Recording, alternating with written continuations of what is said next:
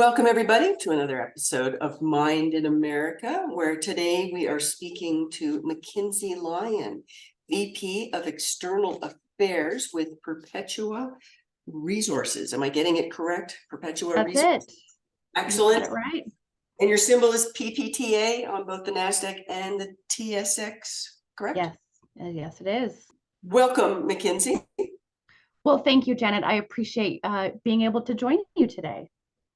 We've had several conversations. I've enjoyed all of them, and I want to get into a couple of topics that we are like-minded on: why mining matters and community engagement. My favorite topics. But first, tell us a little bit about yourself. Absolutely. Well, thank you so much. So I come to mining really having started out as a skeptic. I am a girl who grew up here in Idaho and for most of my life saw mining only for what it had left behind many generations ago. And I didn't fully see what mining was today. And I've started off in this career on the consultant side and had what was then Midas Gold and is now Perpetua Resources knock on our door.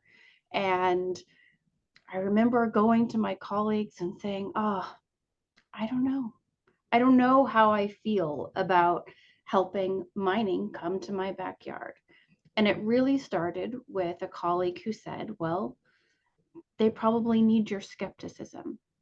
And then there were really three things that changed me from that skeptic to an advocate. And that's first meeting the people, understanding who is behind American mining today, that we shared values, that I saw their interest in protecting their own backyards and really approaching these matters from a very holistic scientific background.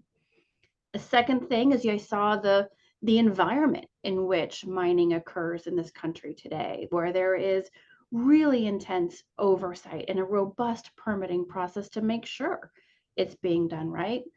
And then finally, it was a recognition of I'm a user of all of these products. So what role do I play in wanting to make sure that they're being produced in a way that matches my values?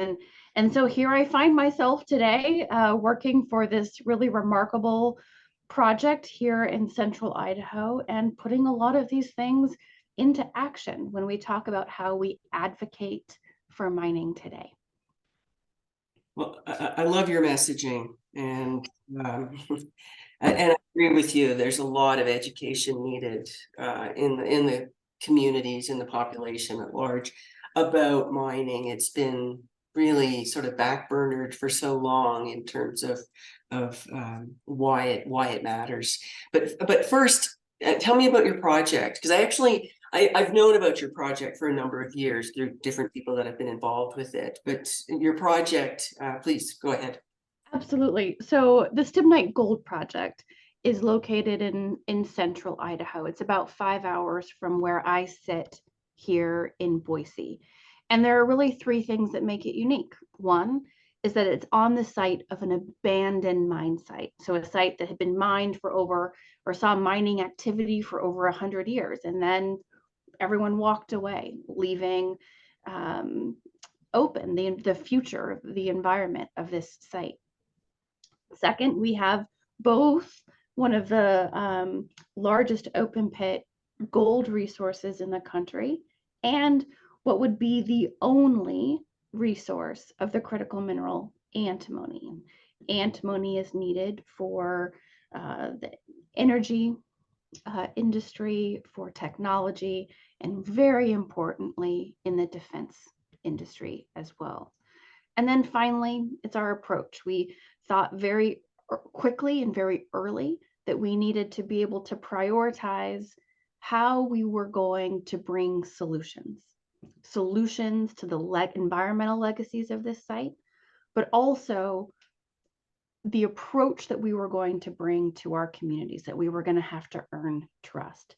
So really the whole vision of this project started that you can go back to an abandoned mine site and you can redevelop it for the minerals that are there while at the same time using those resources to invest back into the environmental solutions that are needed at a legacy site. And we are now over 7 years into our NEPA process. We are getting very close to those final milestones, but one of the most exciting things about that is that the environmental permitting process is proving our vision.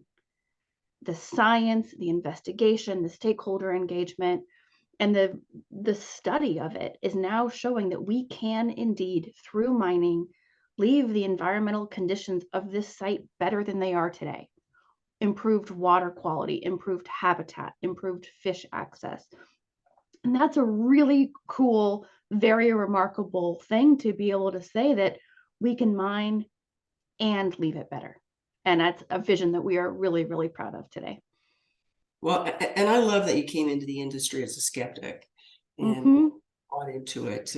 I came in through a very different route as well, along the same sort of lines that you came in. I'm not on the environmental science, but I came in through community.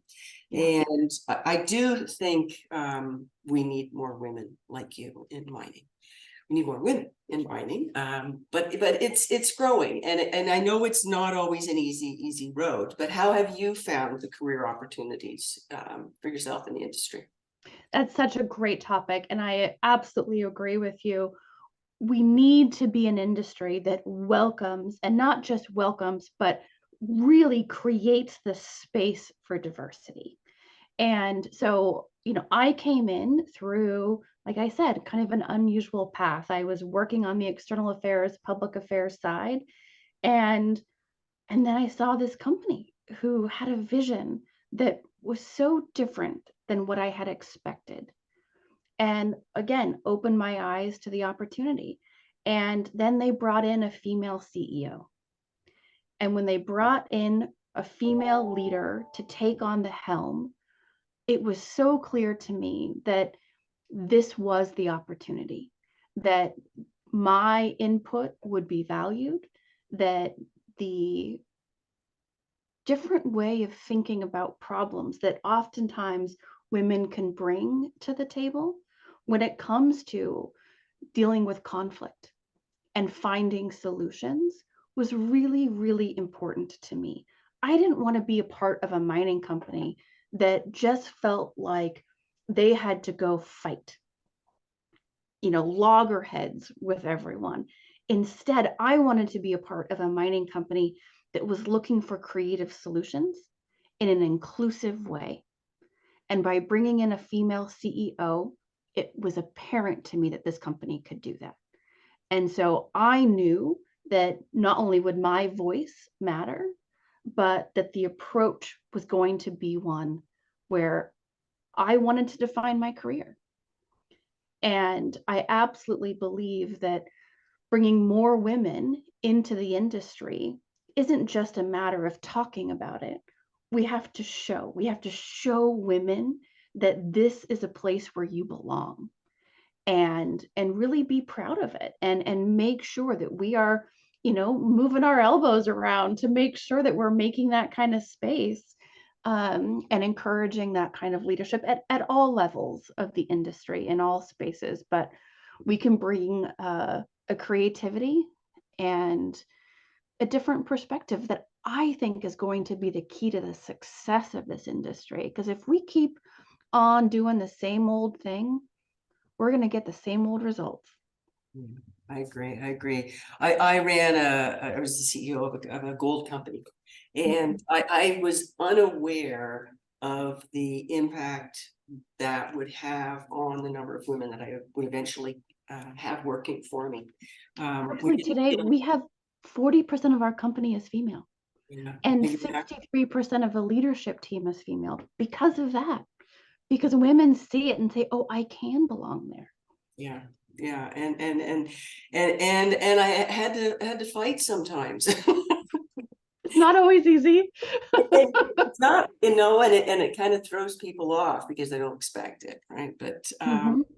it No, and was, it's actually been really interesting for that reason, where I think actually as a company, we've been able to get a little more attention from maybe people who were also skeptics, because they see a female leadership team walk in, and very quickly it's known this is going to be different. There is something unique here. And we can literally put that new face on mining just by showing we're not what you expect. And that can create, that has a lot of power to it. Yeah, no, I agree, and it's so important. I'm really pleased with your stats, and it's a movement that grows. It attracts more talent, and it's talent that we need. We need, as you say, diversity. I want to go to you mentioned antimony as one of your I believe it's a byproduct, not your. It is. Yeah. Um, we just did a podcast with Ann Bridges, who is a co-author of a book called Groundbreaking. And we had a long conversation on how we've lost mining domestically over the past 6 decades. And I did some research and found out that 22 of our critical metals that we need for defense, medicine, et cetera, are 100% sourced from outside the United States. So very important, and I think leads into a question for you. Why does domestic mining matter? Oh, it matters on so many reasons. I think biggest, most globally, is that if we look at the challenges coming at us, whether they are challenges of climate change, challenge of geopolitical influence and control, or environmental and human challenges, if we continue to push the very core of all of those issues offshore, if we lose control of access, we lose control over the environmental, social, and economic conditions of production, we lose control of the solutions to those problems. And quite honestly, just looking at the production timelines alone, if there is a mineral that we need today and we don't have access to, like antimony, our project is the example that from identifying that mineral resource to getting it out of the ground, you're looking at 17 years.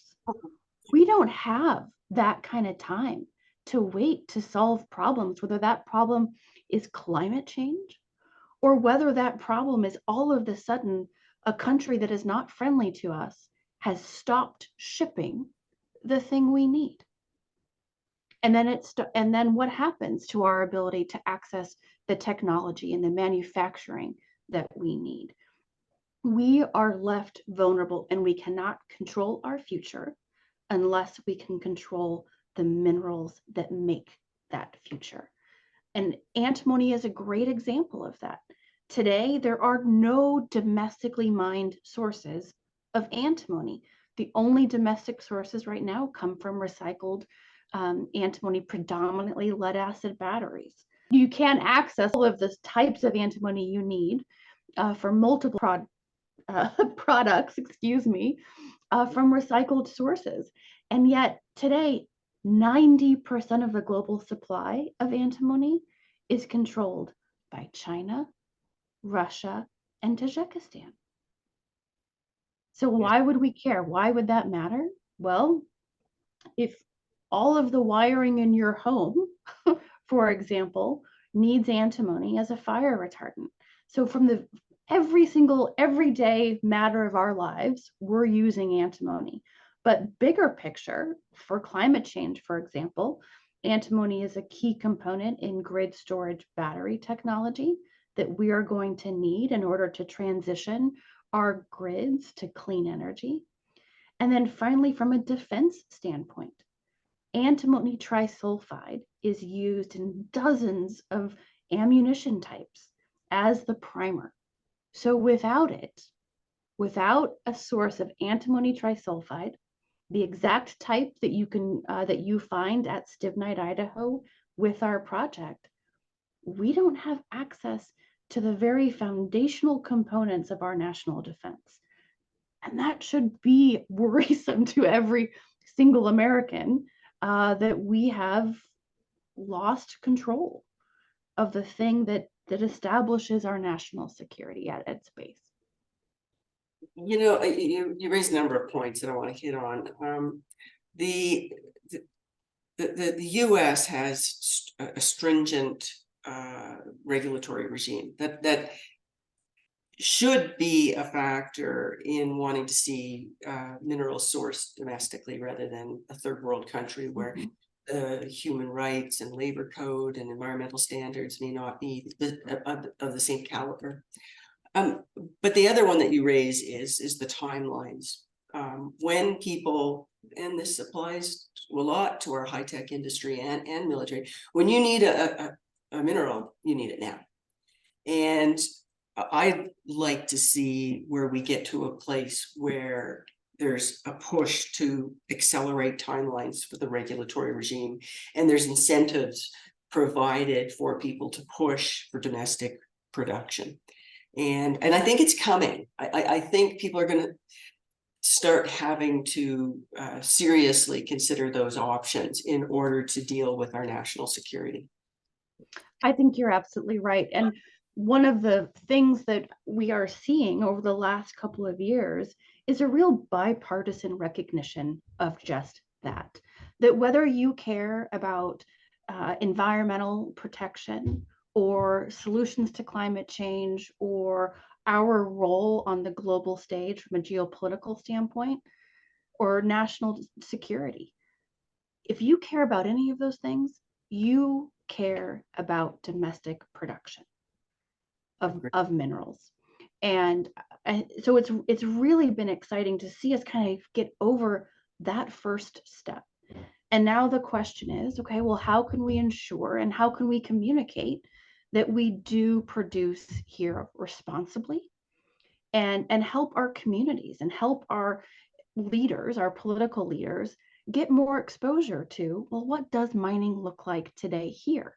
How are we already doing it in, the safest, most controlled, most sustainable way? And then I think that's on us. We've got to do a better job showing and telling who we are and how we are operating in this country today. Yeah, I agree. I agree so much. I think the mining industry has for so many decades taken a duck and cover mentality, and when really they should be quite proud of the progress, the technological advances, the environmental standards that have been adhered to, and community engagement. And I want to go there next. Because I could get stuck on this whole domestic production for a long time. I think COVID and the Ukraine war has really brought a focus, and our time is right to be looking at advancing more domestic production. But let's go to community, because I know you're quite involved in that part of the business, and just a little bit about why community engagement is so critical to what you do. First of all, it's critical on a personal standpoint because this is my home. I want to make sure that everyone from, my family to my neighbors understand and have full visibility into this project, the opportunities it brings, and how it's going to be done. And what you said earlier about, oftentimes as an industry, we kind of had that duck and cover mode, right? Or mentality. But in fact, when we can get out early and we can first listen, when we can take in and learn more about our community, learn more about its needs, and learn more about our community's perception of mining. What are they concerned about? What do they want it to do? And what are they worried it might do? When we can first listen and listen honestly, take in that information and make sure that we use it to revise or to inform what our mining plan looks like. Where are we going to put that road? What will access look like? What kind of jobs might be available? Being able to take in that feedback, bring it into our projects and help inform what our projects look like, help build social license and social support.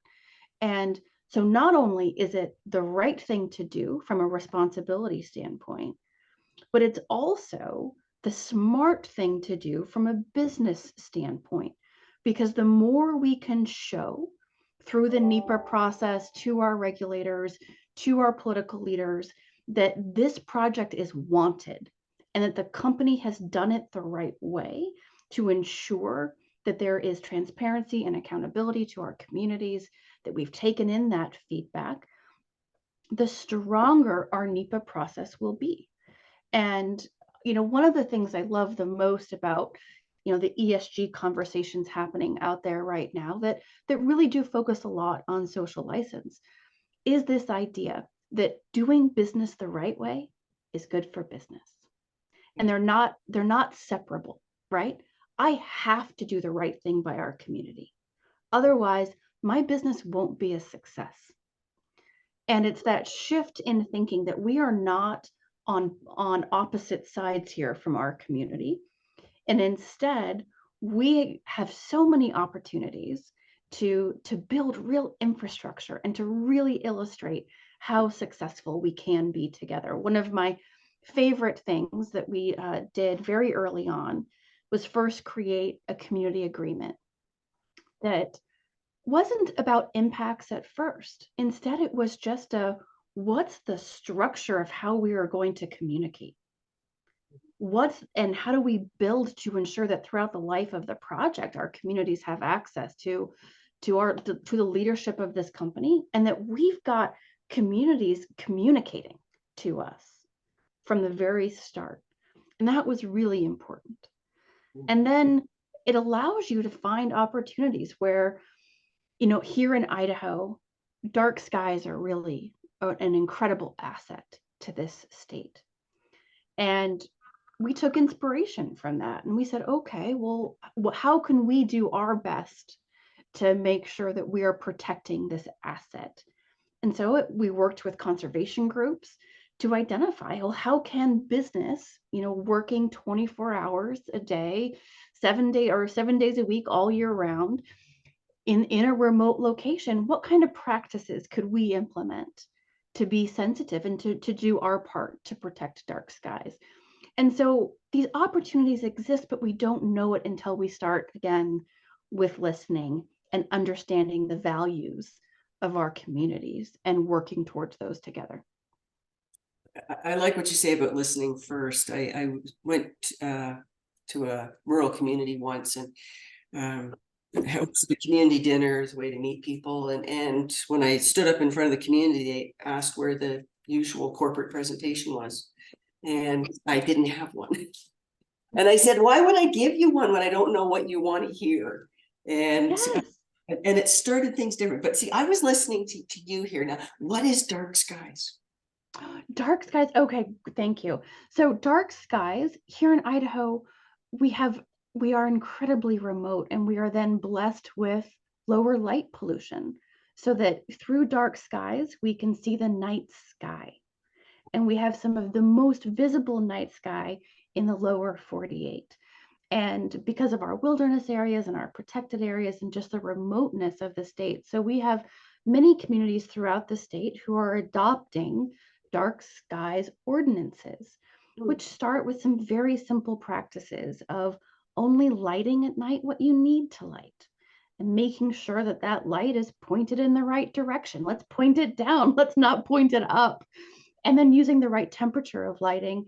And the thing I really, I loved about our study was that we could do those things and we could reduce our light footprint, and it would save us money as a company and provide a safer working environment for our workforce. And again, it's these examples of win, win, win for everybody when we take the time to listen and plan and think a little differently. I I always use the line that I want to be a good neighbor, that when you move into a neighborhood and you don't know your neighbors and you build a 10-foot wall around your property, you're probably not going to make all your neighbors happy. So coming in, talk to people, figure out what being a good neighbor looks like. The one thing I'm really keen on is economic impact from at the community level. Jobs, business taxes, very important, I would imagine, as part of what you're doing as well. Oh, absolutely. I think foremost is the fact that we can bring family wage jobs to rural Idaho. One of the first things we heard from our community was that they are concerned that the economic base in the county right now means that their kids don't have a job to stay for. So instead, we're seeing this generational drain out of our rural communities in Idaho because the jobs aren't there to sustain families and to sustain generations. So the idea that we can provide, very well paying jobs, 2 to 3 times the average of the local salary in the region, that keeps kids home, that keeps families home, keeps Idahoans home. Also, and so from there to commitments to, the local, working with local vendors, working to train local Idahoans for jobs. We're also not only just looking at, the immediate, what happens in construction and operations, but also really looking to the long-term economic impact that a mine can provide, recognizing that we won't be there forever. And because of that, we started as a part of our community agreement, a foundation. We call it the Stibnite Foundation, and it's built off of a model that today will make milestone payments as we can into the foundation to build an endowment. But once we are in operations, it'll then be on a profit sharing model. So about 1% back to our local communities, that through an endowment can last for generations in a lasting economic impact, not intended to offset the impacts of the mine, but instead intended to help fund social programs that help promote our a healthy community. The research it's pretty clear. As we've outsourced minerals and outsourced mining and outsourced manufacturing, we've watched rural America wither up. And you want to build rural America, build a mine. You're so right. Mckinsey, it's been wonderful chatting with you today. I'm really excited about your project, and I'm very happy that you decided that the mining industry was a good place to be. Well, I have to tell you, I'm very proud to be here. I think this industry is really on a footing to do some incredible things in this country. And thank you for having me on and letting me talk about it a little bit, and for the work that you're doing to, again, tell these stories in mining, because that is such an important part of our success. If we can do our little bit to help educate and bring awareness to what is the foundational industry for building wealth and an economy. So thank you again, and good luck, and let's stay in touch and keep me up to date on your project. Absolutely. Sounds good. Thank you so much, Janet. Thank you, and thank you everyone for joining us today. Stay tuned for our next adventure.